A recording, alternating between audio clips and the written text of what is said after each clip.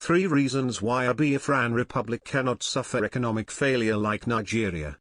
The Biafran Republic is a proposed homogeneous nation of the Igbo people, to be made up of the entire Igboland, which is currently part of Nigeria. Nigeria is on the verge of economic collapse. We look at 3 reasons Biafra cannot suffer the same problem. The number 1 reason is meritocracy. The Igbo people have a cultural belief in meritocracy. To the Igbo man's belief, only those who are the best qualified for an office should occupy the position. This is in contrast to the Nigerian situation where offices are given out to cronies and loyal boys. Those in charge of the Biafran economy will be the very best brains Biafra has to offer in that position.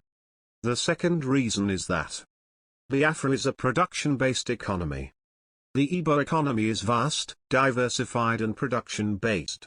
It is an economy that prioritizes large-scale local production and manufacturing of all possible commodities, including machinery, food, electronics, household items, construction materials, vehicles etc.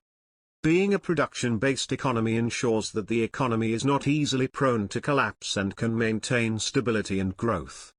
The third reason is investments. The Biafran economy would be a top destination for foreign investments. This is due to the financial buoyancy of the market, the ease of doing business and the assured safety of investments. Nigeria does not have any of the mentioned points. The country does not run on merit but rather on nepotism and cronyism. It is majorly a consumer economy. And there is no buoyancy or assured safety of investments.